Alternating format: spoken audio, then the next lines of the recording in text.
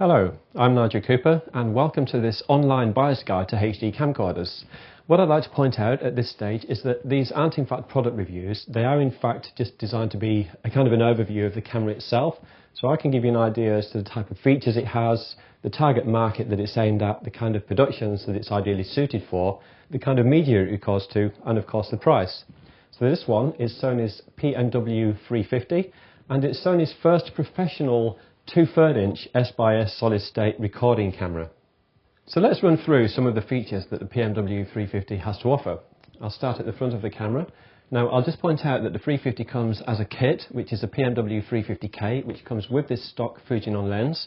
It also comes body only. Now the price for the two is the kit is 17,500 list and the body only is 15,700.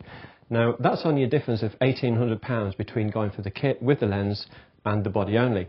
Now this lens is so good, you would normally have to spend a lot more than £1,800 to get a lens of this quality. You'd probably have to spend about 4 times that amount. So I would recommend, if you're going to go for a camera like this, to buy this one with the lens.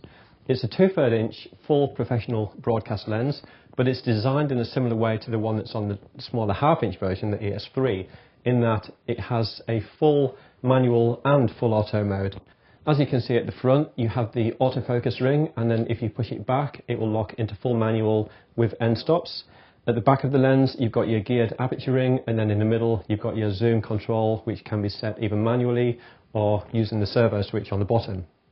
So the model of this Fujinon lens is the XA16x8A-XB8.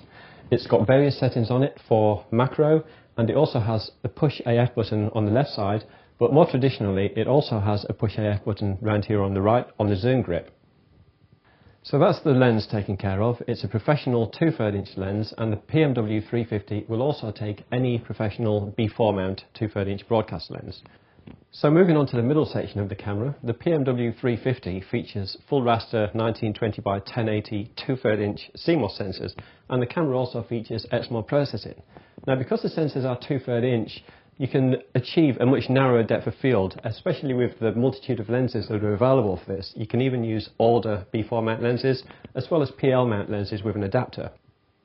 The XMOD processing will not only improve the picture quality with definition and colour saturation, but it also allows you to shoot in much lower lighting conditions because it does a great job of filtering out any noise in the image. This also means that you can actually turn up the gain to +6 or +9 and still get a very clean, smooth image. The codec used in the PMW-350 is 35 megabits variable, which is far superior in quality to the 25 megabits constant found in HDV. But on the 350, you can also come out of the HDSDI on the back into a bolt-on DVR using uncompressed 422 colour space if you want to up the quality even more. So a combination of the really good codec at the back, 2/3 inch full raster sensors and 2/3 inch lenses put this camera well and truly in the broadcast sector. As I've already mentioned, the PMW-350 is a solid state camera only. There's no tape drive, there's no disc drive, it literally records to Sony's professional S/S media. On the back of the camera you have this sliding door where you can put 2 of these cards, either 8, 16 or 32 gigabyte. Now on a 32 gigabyte card you can get 100 minutes of high definition footage, but the 350 has also got a DV-Cam standard F shooting mode which will get you approximately 140 minutes of footage onto one card. Now these cards are hot swappable, so if you have 2 cards in the back of the camera, when the first card fills up, the camera will start recording footage onto the second card. But when the second card is full, it won't automatically start overwriting footage on the first. It works just like a hard drive on the computer. When it's full, you'll have to delete something manually to create more space. So there's no danger whatsoever of you recording over any of your takes. The PMW-350 has also got an abundance of really unique features, one of which is the built-in cache record function of 15 seconds. What this does, it allows the camera to constantly be recording a 15-second buffer. Then the moment you hit the record button, that 15 seconds is put to the beginning of the clip that you're recording. Now this is a really great feature when you're filming unpredictable events. For example, you could be filming lightning, you could be outside in a storm, and you don't know when the lightning is going to strike. So if you've got your camera locked up on a wide shot, as soon as the lightning strikes, you can hit the record button using the remote controller, and this will then put the preceding 15 seconds onto the S/S card with the clip that is then going to follow it, so you won't miss anything and you don't have to be recording all day.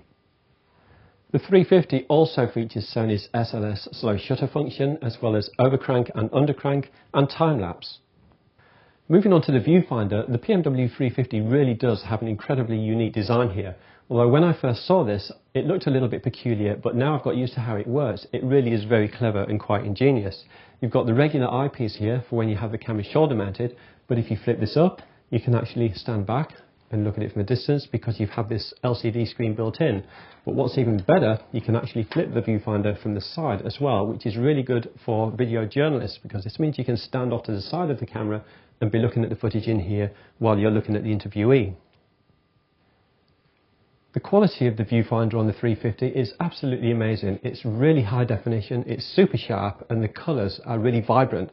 It's very easy to compose and to focus using this viewfinder, and by flipping this up out of the way, if you're viewing it from a distance, this part will actually act as a shade when working outdoors in bright sunlight.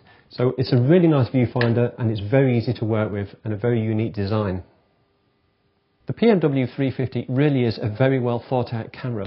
Although it's a full-size shoulder mounted camera, it's incredibly lightweight because there's no mechanical moving parts inside, there's no tape drive mechanisms in here. And because of that, the power consumption is very low. With a battery like this one, for example, you've got approximately 5 hours, 6 hours of continuous recording time, so you'll only need 2 batteries like this for an entire day shoot. You've got an abundance of inputs and outputs, including Genlock, timecode in and out, and HDMI out as well. So with the HDMI, you can buy a budget price standard HDMI monitor and mount it onto the handle, one of the hot shoes, for monitoring from a distance. On the back of the camera, you've got your HDSDI as well as the various audio inputs. Round to the side, it's a very well laid out design. All the controls and switches and buttons are exactly what you'd expect to find on a professional broadcast camera of this magnitude, and they're all logically laid out exactly where you would expect them to be. I really like the Sony PMW-350. What you're paying for with this camera is a complete package, everything that it stands for. At the front, you've got professional 2/3 inch broadcast lenses. You've got professional 2/3 inch full raster 1920 by 1080 CMOS sensors with XMOR processing. You've got a great codec, 35 megabits variable, and you've got the fastest solid state workflow available at the moment using Sony's professional SYS cards. For the price and the quality you get from this camera, it really is incredibly amazing. So this is Sony's PMW-350. Thank you for watching.